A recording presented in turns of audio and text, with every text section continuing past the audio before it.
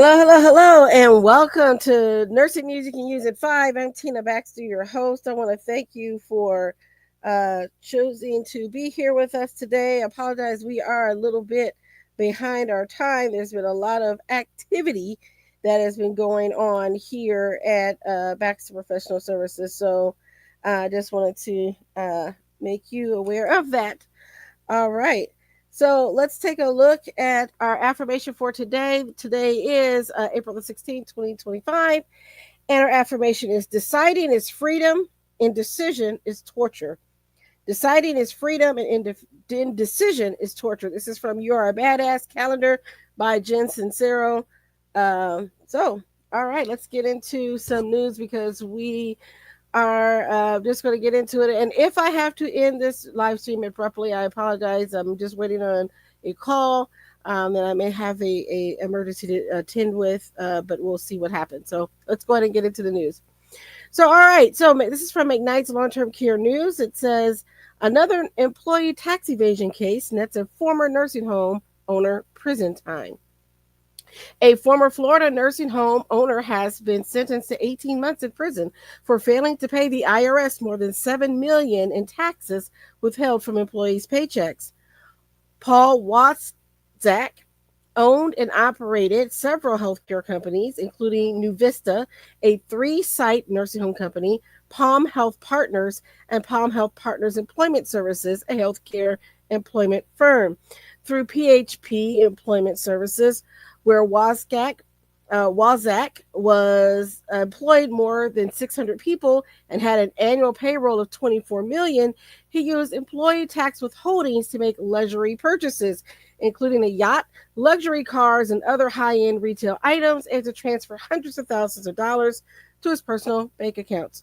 So, if you're not understanding what's happening, is that when you get paid, like when they have to do your payroll, they withhold your taxes and it goes into a special account, and that account then is used to pay for your taxes that you owe as an employee on what you made.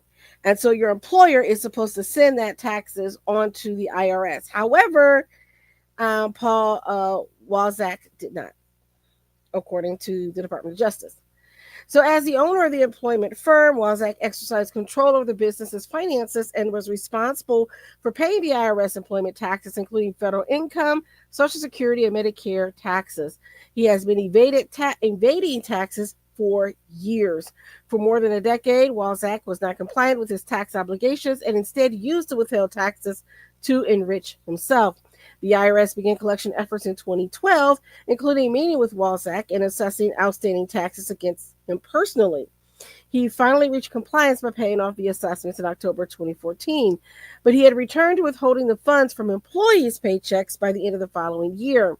From 2016 to 2019, Wazak withheld more than $7.4 million in employee taxes. He also hasn't filed personal taxes since 2018, despite collecting a $360,000 annual salary from PHP employment.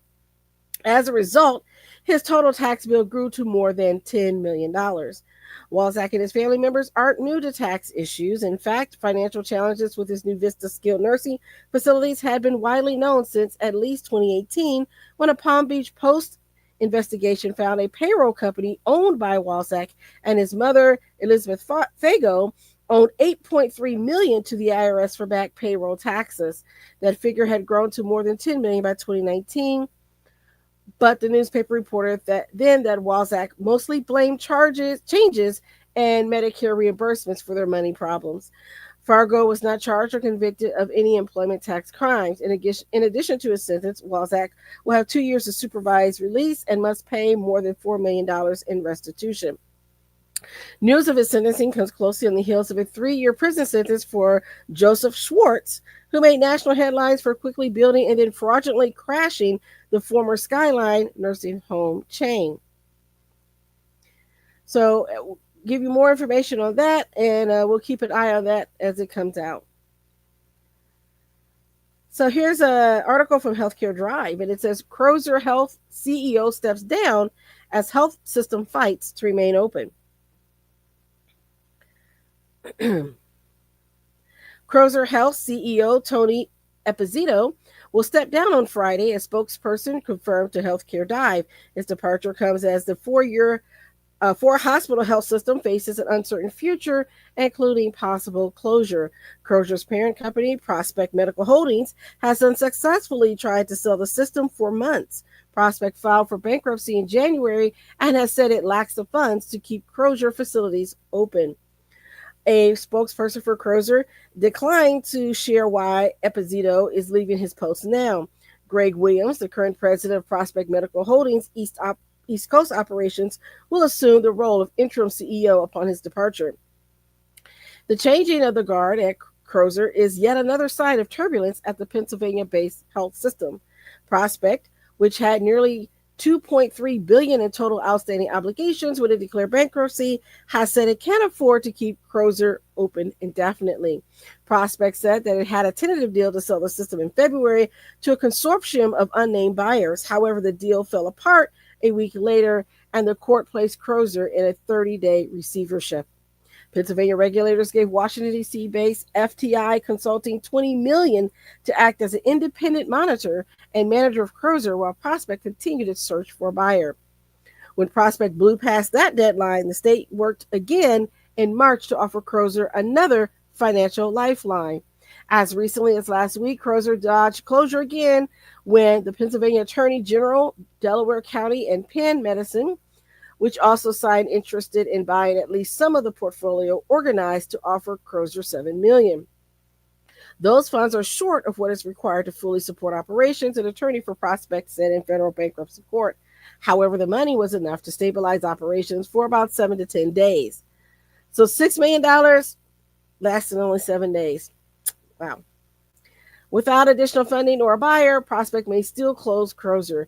The health system has filed court orders seeking to close Crozer multiple times, including as recently as April.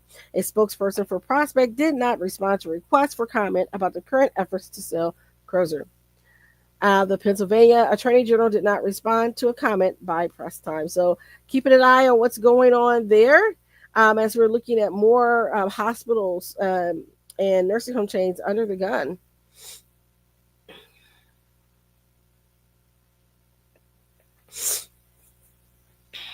This is from Go Erie, and I just happened to see this. And because I've been following what's been happening in trends that are happening in long-term care and in healthcare in general, I thought I'd share this with you. It says, lack of staff forced Erie nursing home residents to lie in urine, wait weeks for showers. So few nurses and nursing assistants worked at Greenfield Healthcare and Rehabilitation Center. And I want to say that this is not in Indiana. This is in Pennsylvania. So we're staying in Pennsylvania. So just want to let you know, it's not Greenfield, Indiana. It's Greenfield in Pennsylvania. And it says, so few nurses and nursing assistants worked at Greenfield Healthcare and Rehab Center over the winter that residents were forced at times to sit or lay in their own urine for an hour or longer after they pressed a button for help. Others who live at the Mill Creek Township long-term care facility said they went without their scheduled twice-weekly showers or baths for several weeks, according to a report by the Pennsylvania Department of Health. One resident said, I'm really easy. All they have to do is get me in the shower room and over a hump, and I can do the rest. I end up washing my own hair and washing up in the sink here in my room because I stink. Greenfield, which is one of 6 Erie County facilities to be cited by the state health department since July for failing to meet its updated minimum staffing levels for nurses and nursing assistants. It's an improvement from the previous year when 13 of the county's 18 facilities were cited in the first 9 months since the original staffing minimums took place. But it shows that some facilities can't hire enough nurses and nursing assistants, and resident care suffers as a result. According to Zach Schamberg, CEO of the Pennsylvania Healthcare Association, we're 2 years into these increased staffing minimums, and providers are still struggling to meet those minimums. Some are meeting them through hiring expensive agency workers or limiting admissions, but those aren't sustainable methods. Since July, facilities have been required to provide at least 3.2 hours of direct daily care to each resident. The staffing minimums for nursing assistants are now 1 for every 10 residents during the day, 1 for every 11 in the evening, and 1 for every 15 overnight. The minimums for licensed practical nurses are one per 25 residents during the day, one per 30 in the evening, and one per 40 overnight. That still seems a lot. One nurse for 40 residents, that's a lot. Now, granted, there's not a lot of med passes at night and things like that, but still, that's pretty doggone high. And also, there needs to be at least one registered nurse for every 250 residents. 3 county facilities operated by HCF Management, Corey Manor, Fairview Manor, and Edinburgh Manor, were each cited by the State Health Department at least once since July for not meeting minimum staffing levels.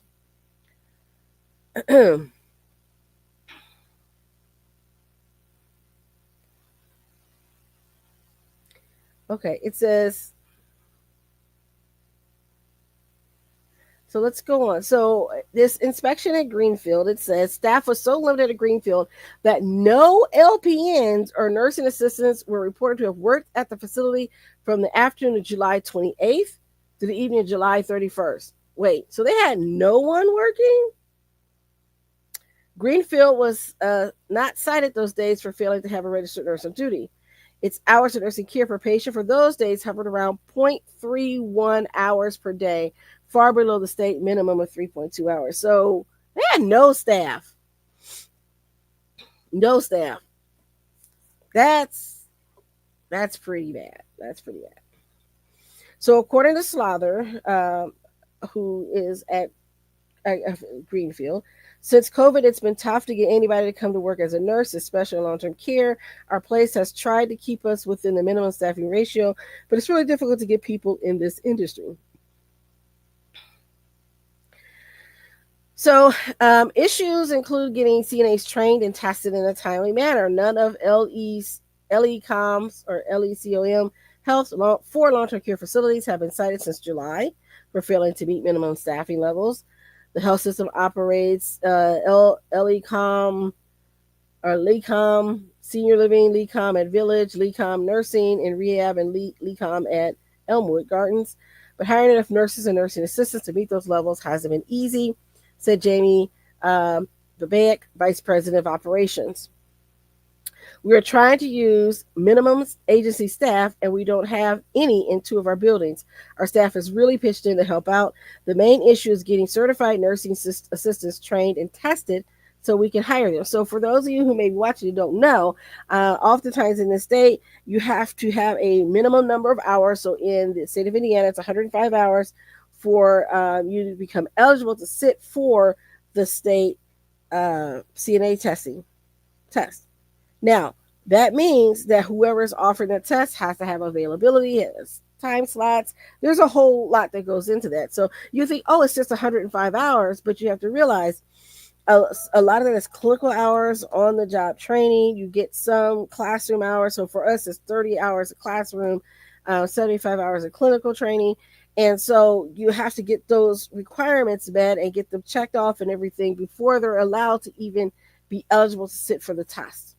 And then it becomes, when can the testers come out to do the testing? So that can be part of the issue too. So, and then of course in long-term care, they may not pay as well as maybe the hospital or other places like that. So there may be an issue there. So it says other Erie County facilities have addressed the staffing issue by limiting admissions, though that leads to a backlog of patients remaining at local hospitals because there aren't beds available at long-term care facilities. So this is becoming a problem in Pennsylvania, which is a problem really across the nation. We'll keep an eye on this and let you know. So this brings us to this report, because this is from the International Council of Nursing and from Newswire out of Geneva, Switzerland. And it says ICN launches new report and survey warning of deepening global nursing crisis, but offering solutions. The International Council of Nursing today launched a landmark report backed up by a new survey warning of a deepening crisis is in the well-being of the global nursing workforce and providing compelling evidence for urgent investment in nurses to improve health outcomes, strengthen economies, and build more resilient societies. This is something I've been saying for the last 5 years now with this show, for the last 5 years. We need to do something to help nursing, because that's going to be the backbone of our healthcare. And as you can see by the previous stories, That is true. So let's get into it. ICN says report and survey launched ahead of International Nurses Day on May 12th provide concrete evidence of both the depth of the crisis in nursing and the solutions. ICN, the global voice of nursing, says the International Nurses Day this year should be a celebration of nurses, but also a rallying cry for action based on the new evidence from the report and the survey. The survey, authored by Rosemary Bryant, AO Research Center, assessing the global sustainability of the nursing workforce, a survey of National Nurses Association presidents, collects firsthand reports from 68 national nursing associations on trends in the stability and sustainability of the nursing workforce. So this is the quote from ICN's president, Dr. Camila Sopranio. The publications we are launching today show that many of the world's nurses are at a breaking point, pushed into burnout and facing enormous physical, mental, and emotional pressures. Unacceptable working conditions, inadequate compensation, and a failure to protect nurses from workplace violence and occupational hazards will provide opportunities to advance and practice at full scope are driving this crisis, which affects not only nurses, but the health of entire populations. The survey results also underscore a failure to protect nurses' safety.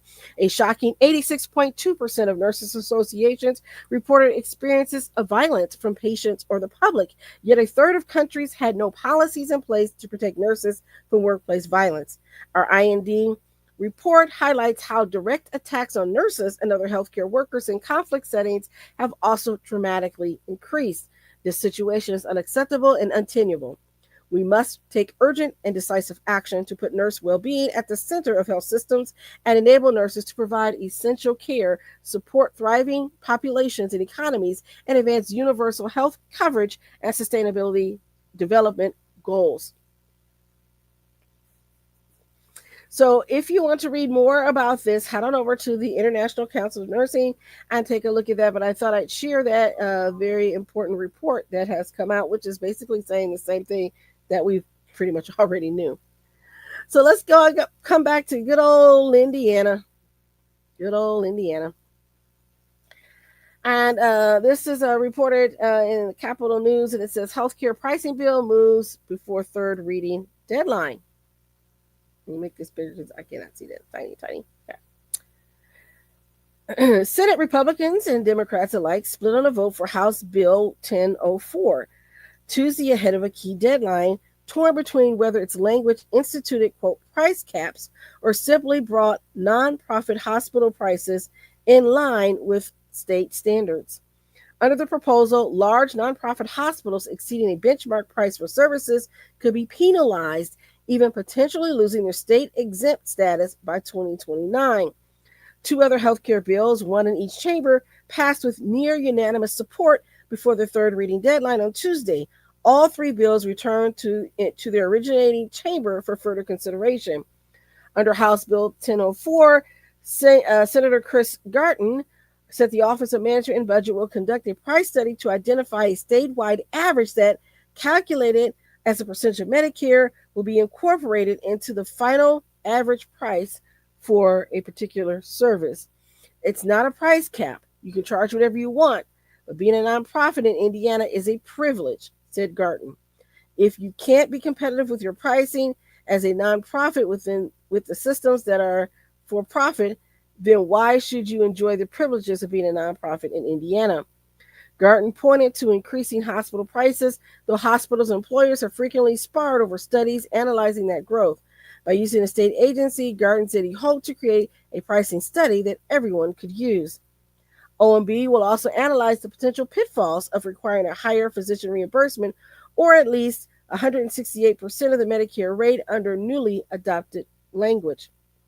Additionally, Garton pointed to wins for hospitals, including a reformed hospital assessment fee that leverages larger reimbursements from the federal government, a long-sought win for hospitals, as well as prohibiting insurers from coupling commercial contract negotiations for Medicare Advantage plans.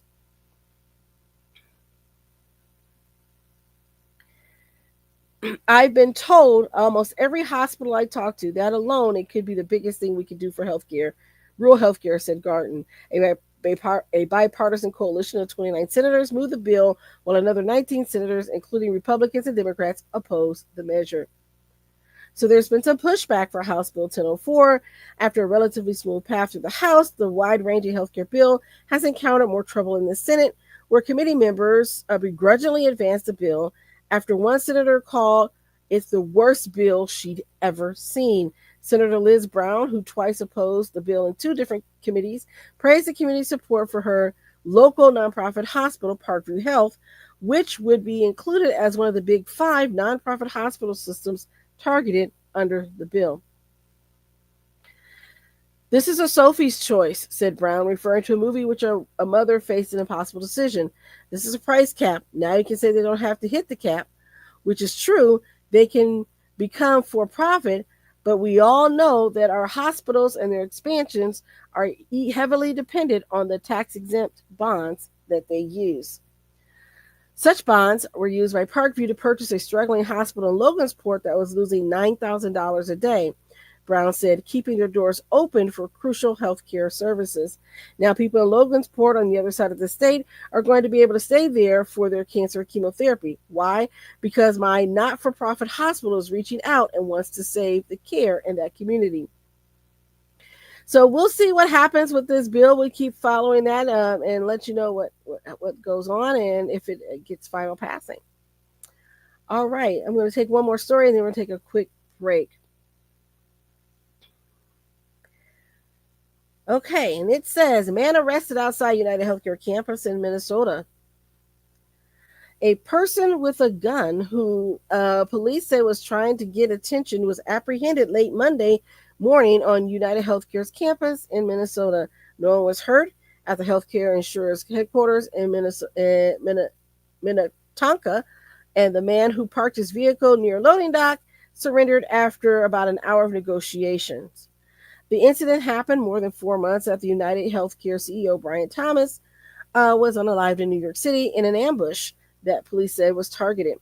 The man arrested Monday said he went near United Healthcare and called in only because he thought it would get attention and maybe help him with his past criminal cases. Don't understand that logic, but okay.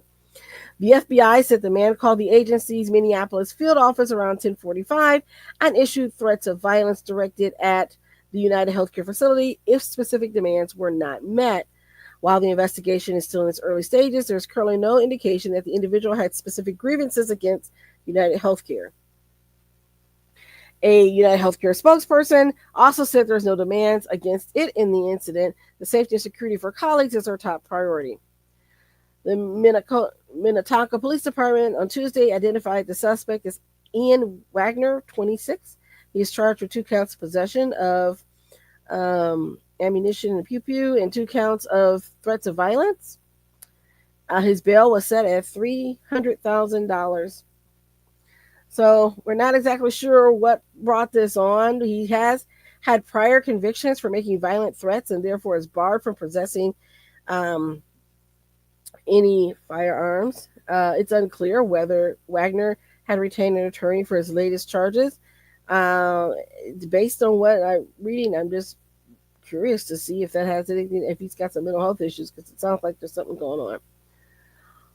All right, so let's go ahead and take a quick break. Hey, and if you're watching, before we go on the break, let me know if you're here and just say hello. Ready to turn your nursing skills into a thriving business? At the Nurse Shark Academy, we give you expert strategies, real startup guidance, and the support to go from employee to empowered entrepreneur. Join us and build the nurse-owned business of your dreams. Start today and join us at the Nurse Shark Academy.biz.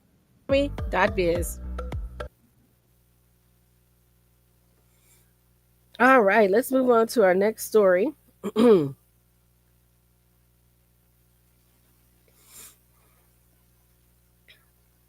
And this is coming out of Cal Matters, and it says, a Kaiser strike by mental health workers drags on, setting U.S. record as talks resume. Kaiser's trying to starve us out, that's clear, so give them what they want, said Adriana Webb, a member of the National Union of Healthcare Workers, who chose to subsist solely on water and electrolytes from Monday morning through Friday evening. I feel hungry for equity. I feel hungry for change. How is this any different? Now engaged in the longest mental health strike in U.S. history, the Southern California workers have been seeking a new union contract that would include more mandated time between therapy sessions for patient follow up, restoration of pension benefits that were removed from new employee contracts in 2015, and cost of living wage adjustments. After a long list of Democratic members of the State Assembly and Senate wrote Kaiser in December, urging it to accept the union's, quote, reasonable contract proposals, and after Governor Gavin Newsom's February 6 written request for both sides to prioritize the common good that have allowed Californians to rise above our difficulties and resolve our differences, State Health and Human Services Secretary Mark Galley and former Sacramento Mayor Darrell Steinberg have agreed to mediate. Union negotiators voted unanimously on March 11th to suspend further mediation when they felt Kaiser refused to bend on any of the three major contract issues. Today, bargaining talks are scheduled to resume. Steinberg mediated a similar open-ended strike for Northern California Kaiser mental health workers in 2022, which lasted 10 weeks and resulted in Kaiser meeting most of the union's demands. We know Kaiser can provide all of these things if they wanted to, said Webb, a medical social worker in the infectious disease unit who stood on the picket line in front of Kaiser's Los Angeles Medical Center on Sunset Boulevard. We already provide it in our Northern California counterparts, and all we're asking for is the same thing. Kaiser still can't explain why we deserve less or our patients deserve less. In a written response to Cal Matters questions, Kaiser Permanente spokesperson Terry Kanakri discussed Kaiser's overall commitment to work with more than 40 unions that represent 80% of its employees. Every one of the 80 contracts is different, and each reflects the differences in operational needs, local market economics and wages, professional classifications of the employees in each local, and host of other factors. Our goal is and has always been to reach an agreement that makes Kaiser Permanente the best place to give and receive care. We have made and repeatedly improved our proposals during bargaining in an effort to reach an agreement. However, in nearly 9 months of bargaining, NUHW has made very little movement on the key bargaining issues. So we'll see what's happening. And with this, if you're in California and you're affected by this, let me know what's going on and how we can further support, just wanted to give a shout out to mental health workers. As you know, mental health is near and dear to my heart. It says, although not aware of any specific details of the 2022 NorCal strike or the current SoCal strikes, the University of Southern California professor of healthcare finances and economics Glenn Melnick gave his overview on today's healthcare labor climate. Northern California has the highest wage index in the country. I think it's 20 points higher than LA, maybe 25%. So there's economic reasons why there's difference. And economists would say mental health care workers, you want these benefits, move to San Francisco. Ooh, that is kind of harsh. And many employers are cutting back pension benefits these days. 10 or 15 years ago, pension benefits were much more generous across the board. Kaiser could easily afford to give them these benefits and not think twice, but it's bigger than just these workers. It's the ripple effect, right? Melnick also speculated that healthcare workers' negotiating power has waned as the COVID pandemic, which drove demand for their services, has somewhat subsided. That's what you think, huh? People just going to mentally get well overnight? Okay. This is, like I said, this is from an economist's view who hasn't really studied the issue. I take a little bit of issue with that because being in the front lines, I'm like, yeah, COVID is passed over, but these are mental health workers. And I can tell you right now in the trenches, there are a lot of people that are struggling with their mental health. And it's because we left the pandemic and now we've got all this upheaval in the political system and all this other stuff. And then, there's a lot that people are still dealing with the ramifications of what happened in the pandemic. Anyway, so don't get me on my soapbox. So from April 8th through the 12th, the hunger strikes spent 8-hour days alongside their picketing fellow union members, and each night together fasting at West Hollywood Church, sleeping in a community space barely big enough for 8 Air mattresses huddled beside the piano against a back wall. They shared a bathroom and took turns showering in a motel room next door. Medically cleared beforehand, they received daily wellness checks from volunteer union nurses. Um, Zane Sandoval said, "Right now, I feel like I could go another month on day 4 of the strike. So test me, Kaiser." Kaiser says that it's a union employer, but all we're seeing is union busting. All we're seeing is separation, trying to divide, but their efforts just lead us to unite. Union organizer Rachel Forgash, who stayed overnight with the hunger strikers at the church, expressed frustration over the protracted standoff. Kaiser has exceeded all of our expectations in their unwillingness to bargain in good faith and drag this out as long as possible. In Southern California, they're about to start bargaining with the Alliance, which is a huge group of unions at Kaiser, and I think they're afraid that when we win, it's going to set a precedent for other unions to fight just as hard. So we'll keep an eye on that. There's a lot to this story, which we don't have time to get into, but we'll be definitely keeping an eye on what's going on over there. And if you have any insight, let me know what's happening in California with this strike. Okay, here's our next story. This is out of Baltimore, Maryland, WMAR, and it says audit reveals status of hundreds of Maryland nurses potentially practicing with fraudulent licenses. Here we go. Here's another one. Auditors raise specific concerns about the Board of Nursing's lack of investigative efforts into hundreds of nurses who may have used fraudulent credentials to obtain a state license. Our review disclosed that the Board of Nursing could not document that it had investigated 259 of the 287 who still held active Maryland licenses as of February 2024, the audit states. We determined that at least 131 of those 259 individuals were employed by a Maryland medical facility as of December 2023, including 6 employed at one state-owned facility. In response, the Board of Nursing said that they have since processed 205 of the 259 individuals in question, all of whom obtained their credentials legitimately.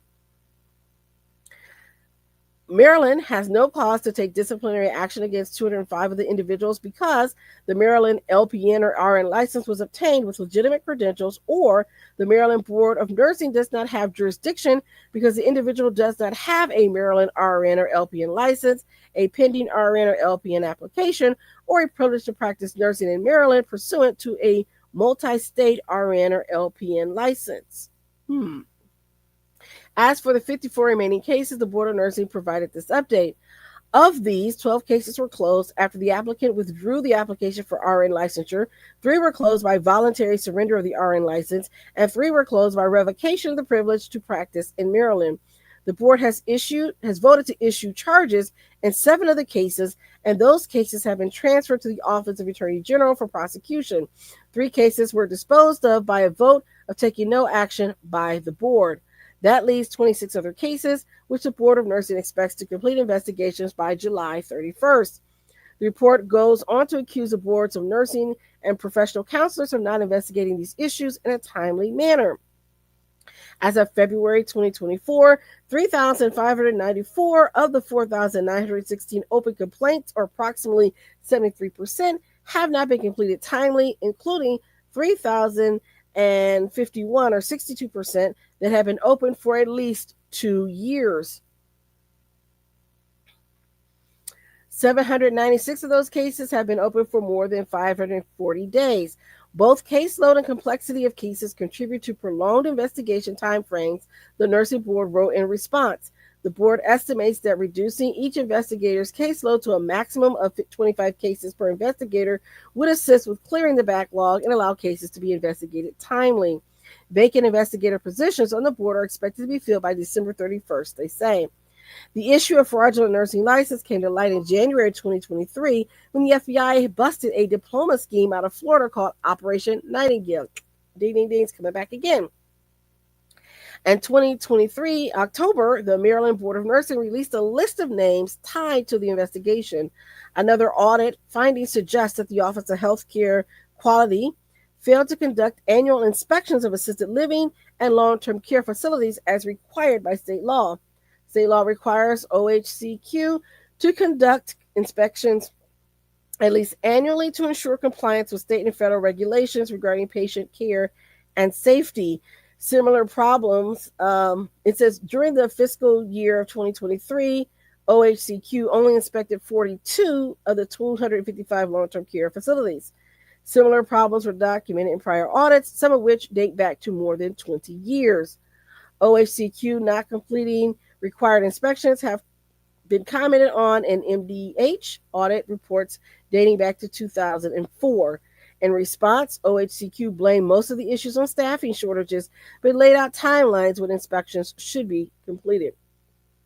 So again, this is a very big issue, but if you're in Maryland, let me know what's happening, because they're saying that not only were the State Board of Nursing not looking at nurses' license, but now also that your nursing home inspections by the Board of Health is not getting done timely. So let me know what you say, and we'll get on with it. Okay, so this is another one. I'm including this story because I'm including this as what not to do. I like to include these teaching moments. Is what I like to call them. And I'm going to tell you this is what not to do. And this is coming out of, it says Manchester. Yeah,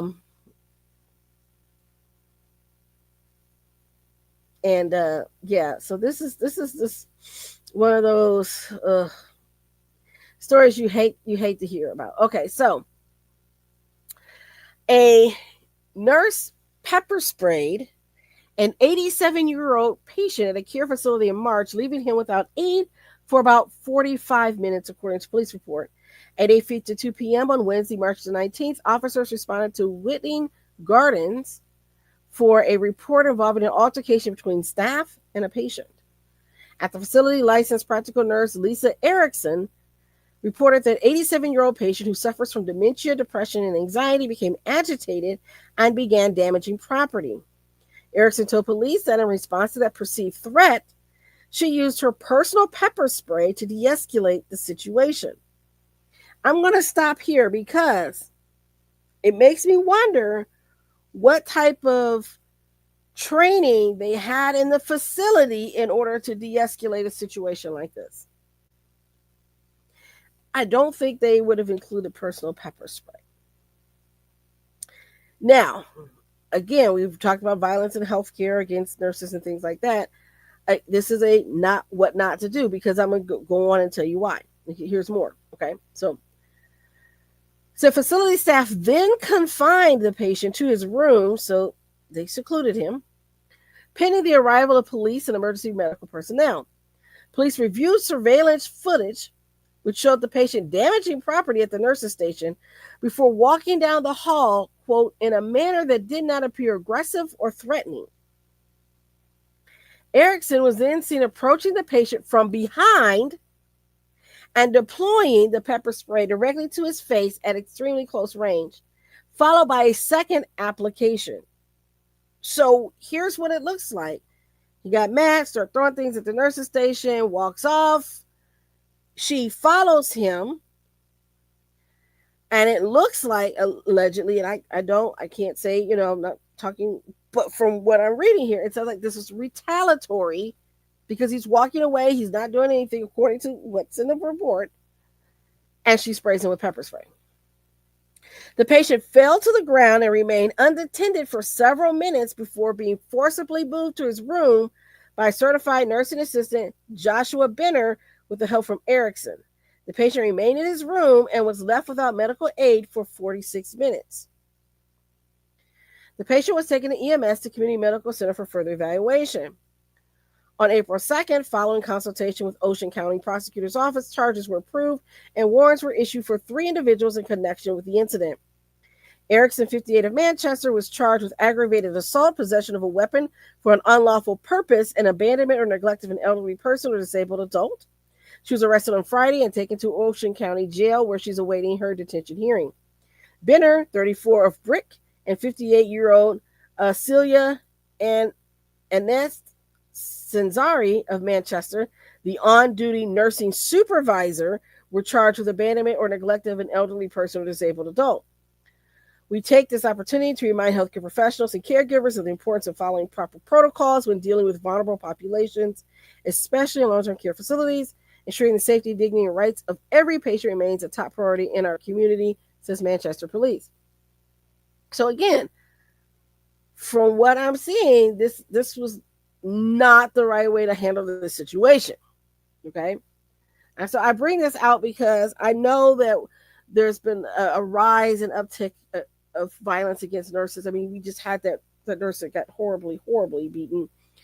Every bone in her face was broken, right? And so that was a life or death, imminent danger situation. But spraying someone after they're walking away is not. And so that's where you have to know. It makes you, and the fact that the nursing supervisor was also implicated in this makes you wonder what type of training did they have. And again, they they're innocent until proven guilty.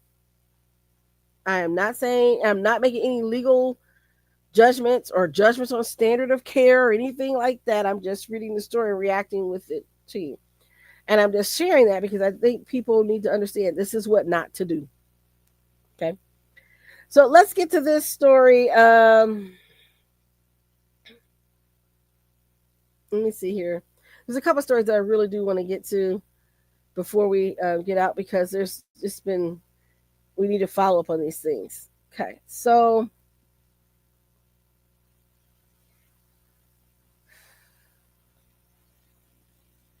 there's a follow up to the story from the police. Hold on. Yes, here it is. We got to go back to Colonial Heights. I did want to talk about this one.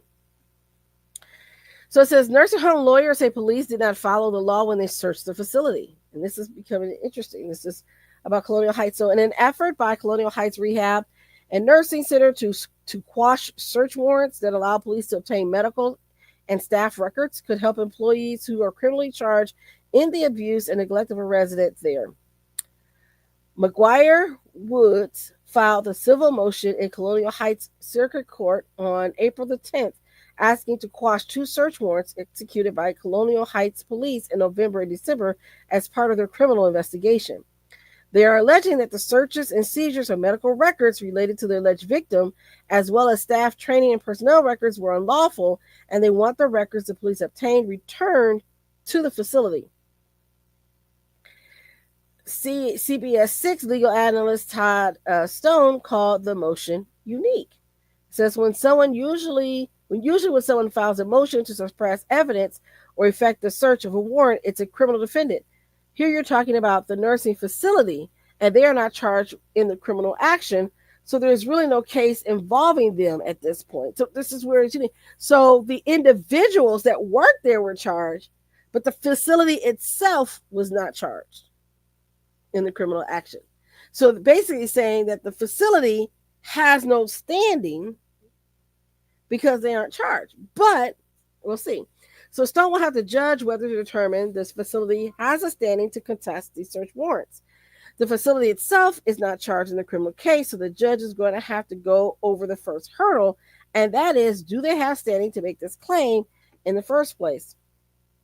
The search warrant said the alleged victim in the criminal case, who prosecutors claim received inadequate care, which led to her wounds and ultimately to her demise, told investigators at the hospital prior to her demise that staff at the facility did not help her when she used the restroom, did not help her eat, and did not help her get dressed. Police wrote the resident had an open wound, and that was so bad it was beginning to eat at other areas, and it was so severe that she would be placed on hospice care because she would never fully recover. Police wrote that the wound appeared to have come from the resident sitting in her feces for long amounts of time without being moved or cleaned.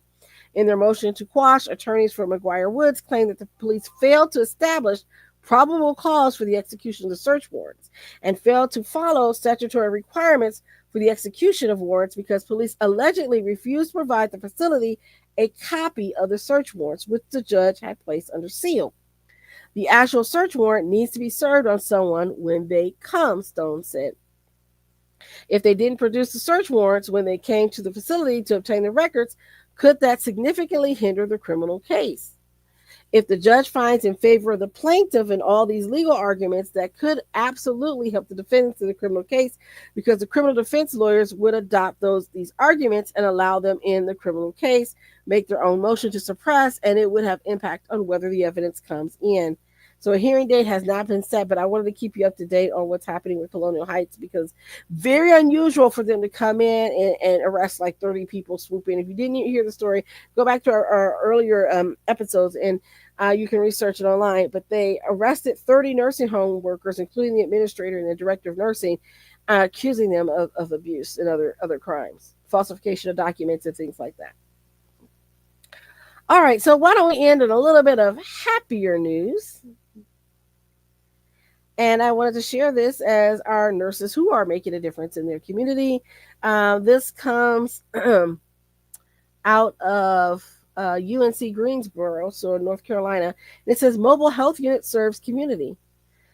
Talk to any faculty, staff, or student involved in the UNC Greensboro School of Nursing Minerva's mobile health unit, and you hear the same resounding sentiment: we meet people where they are. For Minerva Nurse Manager Sarah Apel, unit days start early with a predetermined schedule and a big checklist. In charge of Minerva's day-to-day operations, Apel ensures the unit is properly staffed, supplies are ready, and weather is doable. Apel then revs up the engine, and the bright gold and navy blue mobile unit leaves campus for another day of impactful service. Minerva meets people where they are. It's really different from one day to the next, but each day is full of incredible opportunities to serve our community. And UNCG School of Nursing brainstorming began in 2021. School of Nursing Dean Deborah Barksdale fully supported this project as she dedicates many of her years of a career to caring for the underserved. We sought a grant to support a mobile health unit for underserved populations and to draw rural and underrepresented students into nursing. For the proposal, subcontractor Cone Health conducted data mining to determine locations in North Carolina's Piedmont region with the greatest needs. In July of 2022, the Health Resources and Services Administration, or HRSA, granted 4 years of funding. Snyder's team got to work partnering with Mission Mobile Medical to secure a used motorhome and repurpose the vehicle. A UNCG graphic artist created the unit's bold design, and naming the unit Minerva made perfect sense. In fall of 2023, the vision became reality, and Minerva's mobile health was officially launched. Minerva's first year of operation, the unit achieved its goal of helping medically underserved populations and benefited UNCG's nursing students. The unit has hosted clinics in Forsyth, Rockingham, Randolph, Davidson, Davie, and Guilford counties with 146 events, providing 2,843 services to 932 patients. And the numbers of patients and communities served only continues to grow. Also, during that first year, nursing students spent 2,670 hours with Minerva's Mobile Health, the Cone Health Congregational and Community Nurse Program, and other community partners. Minerva is stationed at different areas where we are providing care to the elderly, the disabled, the unhoused, and newly arrived in this country. Minerva continues to add new locations to its schedule, but the Tiny House Hope Center, the New Arrivals Institute, Reedsville Baptist Temple, Randolph County's Our Daily Bread, Davidson's County, the Father Storehouse, and Hemp Hill Library are regularly served. So congratulations to these nurses and these nursing students. They are Nurse Making a Difference. That's going to end our stories for today. All right, just a little bit of news and updates of what we have coming up. So just a reminder that coming up on Friday, we will be closed because of Good Friday, so we will not be available. We'll be in the office limited on Friday, but we are closed to the public.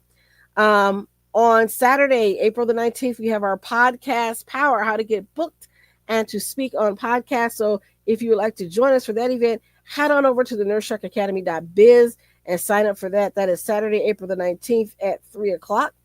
We also have Coming up on the 23rd will be our alignable event that morning.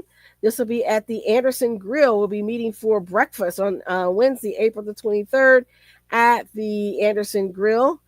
So if you want to join us for our local alignable event, head on over to Alignable and register for that, or let me know and I'll make sure I get your name on the list. And also we have coming up on the 24th. I do have tickets to the Black Chamber of Commerce corporate luncheon.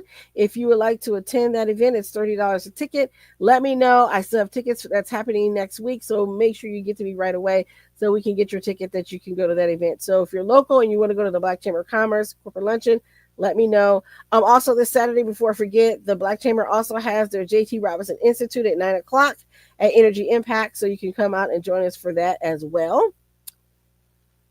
And on Saturday, April the 26th is the Women's Day at Church Upon the Rock. So please come out at 9 o'clock for the Church Upon the Rock annual WOW weekend. We'll have great speakers on Saturday, and then on Sunday morning on the 27th during the morning worship service, our own First Lady, Evangelist Joyce Harris, will be speaking at the 11 o'clock service. So you can join us for those two events as well.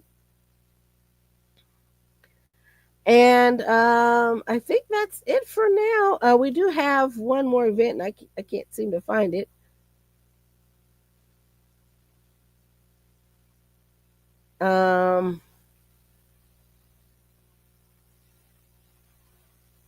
Talked about our podcast power. That's it. Yeah, we got our podcast power. That's on the 19th, and I think that's it for now. I know I'm missing something, but I can't figure out what it is. I have to make it bigger. There is one more event coming up this month, and I want to say it's our